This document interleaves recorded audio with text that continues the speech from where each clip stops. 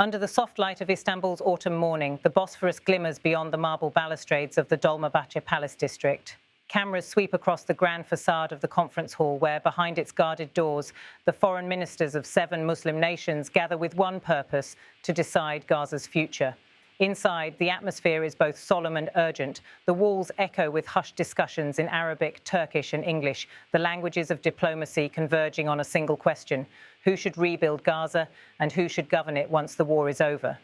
The meeting, hosted by Turkey, has drawn the foreign ministers of Saudi Arabia, Qatar, the United Arab Emirates, Jordan, Pakistan, Indonesia and Turkey itself. Each delegation has come prepared with documents, position papers and carefully worded statements. Yet amid all the protocol, one message stands out: Gaza's destiny must remain in Palestinian hands. As the cameras roll, Turkish Foreign Minister Hakan Fidan steps to the podium, his expression composed but firm. He begins with a pointed observation, one that captures the frustration many in the Muslim world now share. Israel regularly violates the ceasefire and prevents humanitarian aid from reaching the required level. He says, "We have now reached an extremely critical stage. The countries participating in today's meeting share a common viewpoint. We don't want the genocide in Gaza to start again." Those words, "we don't want the genocide in Gaza to start again," hang in the air, echoing far beyond the ornate hall. For Fidan, this is not just another diplomatic appeal. It's a warning born of mounting despair. Despite 2 weeks of a fragile ceasefire, the flow of humanitarian assistance into Gaza remains far below agreed levels. He continues, his tone measured but edged with indignation. Israel is also failing in its duty to provide humanitarian aid. According to the agreement, 600 trucks of humanitarian aid and 50 fuel tankers should be allowed to enter each day. But frankly, we don't see that amount coming in. Behind the cameras, aides nod discreetly as if to confirm the numbers. Reports from the United Nations and the World Food Programme back him up. Gaza's aid convoys are barely half of what was promised. Families are still living under tents. Hospitals remain without enough fuel to power incubators and surgical lights. The Turkish minister then turns to what may be the most significant statement of the day, one that hints at the beginnings of a political roadmap. Hamas is ready to transfer authority in Gaza to a committee composed of Palestinians, he declares. These provisions will be subject to time and provocations insofar as they protect the rights of the Palestinian people. For the first time, the idea of a Palestinian-led transitional administration, distinct from both Hamas and the Palestinian Authority, is being openly discussed. Diplomats in the room glance toward one another. This could be the seed of a new framework or another fleeting moment of political theatre. But for now, it offers hope that reconstruction might proceed without foreign control, without what Fidan calls a new system of guardianship. It is necessary to rebuild Gaza and bring the population back, he adds. Its wounds must be healed. But as you also mentioned, frankly, nobody wants to see a new tutelage regime emerge during this process.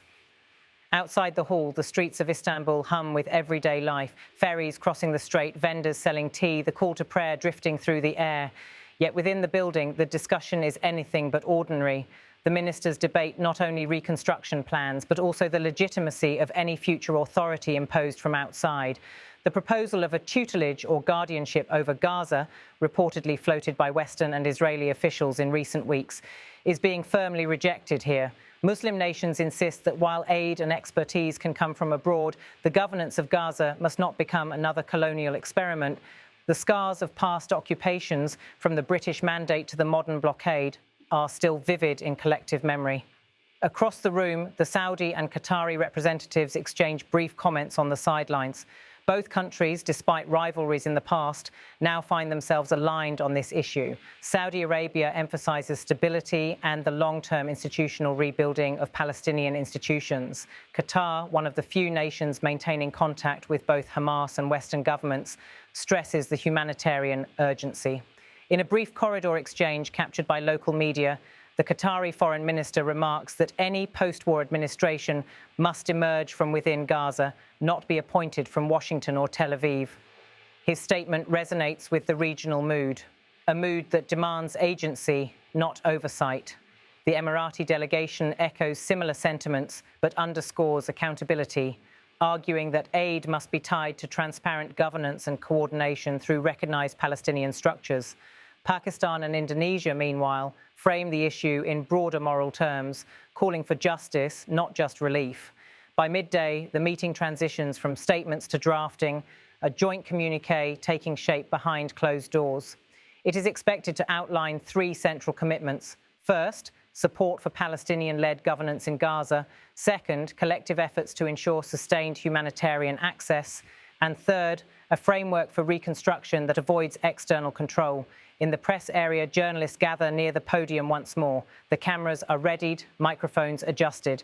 Hakan Fidan returns to the lectern, joined by several ministers for a brief appearance. He reiterates the day's core principle. Palestinians must decide their own future. No one has the right to impose a new system upon them. His words are deliberate, each sentence carefully balanced between defiance and diplomacy. The tone reflects a broader repositioning underway across the Muslim world, a growing desire to speak with one voice on Gaza, independent of Western mediation. As he exits the hall, photographers crowd the corridor. The Turkish flag and the Palestinian colours are projected side by side on the screen behind him, a visual message of solidarity. The ministers disperse to private bilateral meetings, each continuing to refine what could become the Istanbul framework, an informal but symbolically powerful initiative to ensure Gaza's reconstruction remains under Palestinian control.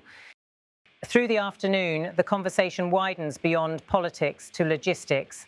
Officials discuss the creation of a regional reconstruction fund modelled partly on past efforts in Lebanon and Iraq. The challenge, they admit, lies in coordination, ensuring funds are managed transparently and reach local communities, not foreign contractors.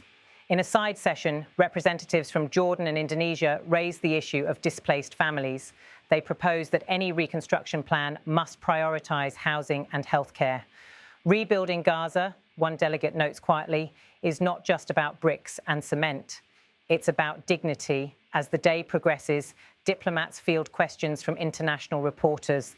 One asks whether Muslim countries would consider deploying peacekeepers or observers to maintain order in Gaza.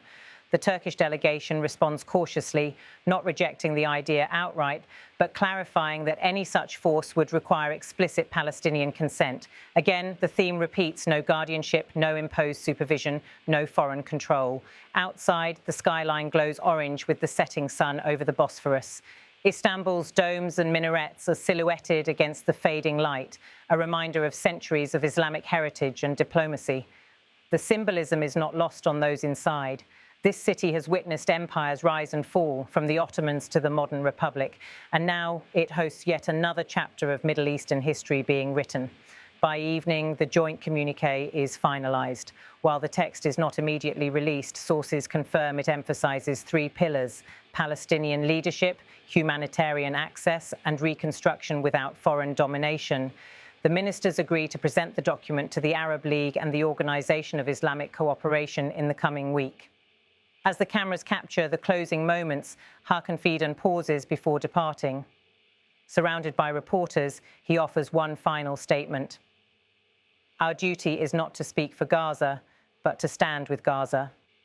The phrase encapsulates the spirit of the meeting: solidarity without interference, assistance without imposition.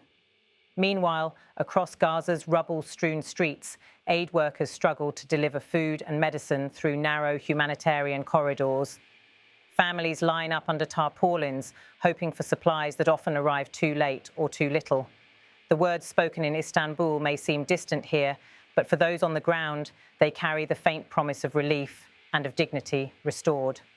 The Istanbul meeting is more than a diplomatic gesture. It is a signal that the Muslim world intends to reclaim agency over one of its most painful tragedies. It also challenges a long-standing pattern in international politics, where Palestinian issues are too often negotiated without Palestinian voices at the table. As night falls over Istanbul, the conference hall empties. The last of the aides pack up folders and translation headsets. The Turkish flag is lowered outside, fluttering softly in the evening breeze. But for Gaza, the decisions made here could mark the beginning of a new chapter, one written at last by Palestinians themselves. The narration fades on that thought, a fragile but vital idea taking root on the banks of the Bosphorus, that even amid destruction, sovereignty can still find a voice.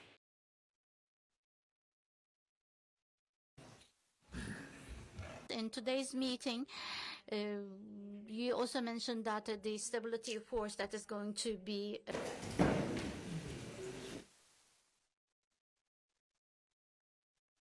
Israel regularly violates the ceasefire and prevents humanitarian aid from reaching the required level. We have now reached an extremely critical stage. The countries participating in today's meeting share a common viewpoint. We don't want the genocide in Gaza to start again. Gazze'deki soykırımın yeniden başlamasını istemiyoruz. Again, Israel is also failing in its duty to provide humanitarian aid. According to the agreement, 600 trucks of humanitarian aid and 50 fuel tankers should be allowed to enter each day, but frankly, we don't see that amount coming in. Ama biz bu miktarın içeriye girdiğini açıkçası görmüyoruz. Hamas is ready to transfer authority in Gaza to a committee composed of Palestinians. These provisions will be subject to time and provocations insofar as they protect the rights of the Palestinian people. It is necessary to rebuild Gaza and bring the population back. Its wounds must be healed. But, as you also mentioned, frankly, nobody wants to see a new tutelage regime emerge during this process. Yeni bir vesayet düzeninin oluşmasını kimse görmek istemiyor açıkçası.